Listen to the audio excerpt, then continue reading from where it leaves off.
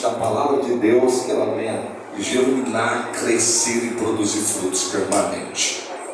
Meus queridos irmãos, esse verso de número 20, por que não dizer dentro do capítulo 13, praticamente o verso 14, nós vamos encontrar uma das cartas que Deus orienta aqui esse apóstolo João a escrever a algumas igrejas que estavam na Ásia, né? E dentro dessas igrejas estava aqui a igreja de Laodiceia, aonde eu quero me ater, né? Eram 7 cartas escritas aos 7 anjos da igreja que estava à frente das igrejas que estavam na Ásia. E aqui nós deparamos com uma igreja chamada Laodiceia, uma igreja que por muitas vezes ouvimos muitos pregadores pregarem a respeito de uma igreja completamente longe e distante de Deus. Para aqueles que não sabem, Laodiceia era uma cidade muito rica.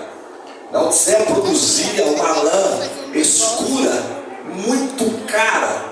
E não somente isso, em Laodiceia também tinha ali um local onde se produzia colírio para os olhos. Uma cidade que foi destruída por um terremoto, mas por razão da condição financeira deles ser tão abastada, eles não precisaram de ajuda de ninguém para reconstruir a cidade. Havia uma potência financeira muito grande, mas em Laodiceia, com tudo isso, existia também uma água canalizada que chegava, quando chegava para eles, chegava uma água morna. Eles não tinham uma água potável. Tanto que o texto, Cristo aqui, ele vai tomar algumas coisas que eles viviam, porque se nós observarmos o caminhar de Cristo, por muitas vezes Cristo falava por parábolas. Era a forma mais fácil de ele querer ensinar os seus ouvintes. E nesta carta, aqui o próprio Deus também vai falar de algumas formas em parábola, utilizando o estilo que a cidade tinha. Nós vamos observar que o próprio Deus vai pedir que João escreva esta carta e vai dizer: quem está escrevendo isso para vocês é aquele que é o fiel e verdadeiro, o princípio e o fim, o Deus que conhece todas as coisas. Olha que coisa linda, ele está dizendo o princípio da criação, ou seja, o todo-poderoso Deus. Imagina Deus escrevendo uma carta para a gente falando desta maneira: eu estou escrevendo a vocês, aquele que é fiel, aquele que te conhece dentro, fora, te conhece o seu deitar, o seu levantar, o seu caminhar, o seu pensar. O salmista Davi vai dizer que Deus sonda o nosso pensamento e de longe sabe o que a gente está pensando. Olha que coisa interessante. Aí o próprio Deus, ele vai demonstrar, descrever a situação dos crentes de Laodiceia. Os crentes de Laodiceia eram os crentes abastados financeiramente. Quando eu falo de abastado, eram os crentes que tinham muito dinheiro. Eles tinham um poder financeiro muito grande, a ponto de chegar num certo tempo na sua vida que eles começaram a pensar: o culto para nós agora não precisa ser do jeito que nós achávamos que deveria ser.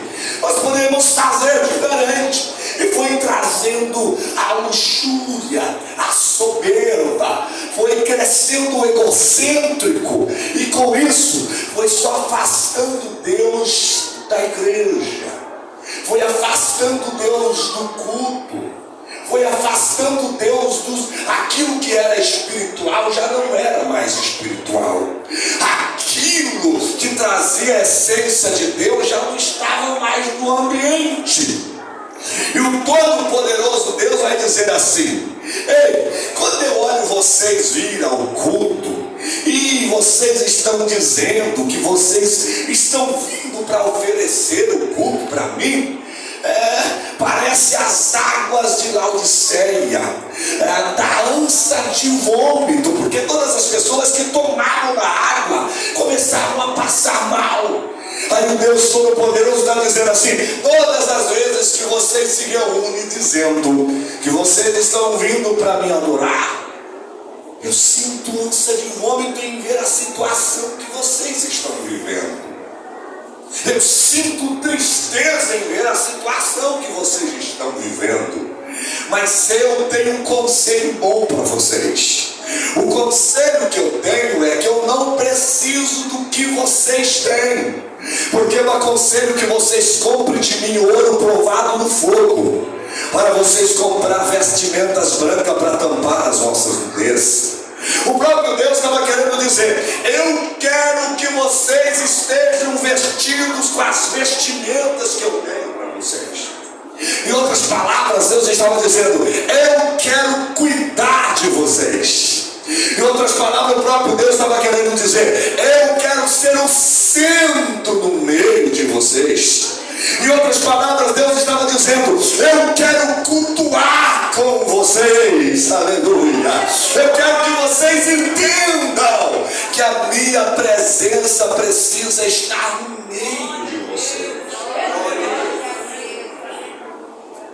E aí ele vai dizer que eu repreendo e castigo a todos quanto amo. Quando a gente observa isso, olha aqui, a gente começa a entender uma coisa muito importante. Por muitas vezes, nós vemos aqui nesse texto um Deus parece aparentemente bravo, um Deus ruim, um Deus querendo castigar alguém. Mas o próprio Deus está dizendo: eu repreendo, eu castigo a todos quanto amo. Em outras palavras, Deus está dizendo: eu amo vocês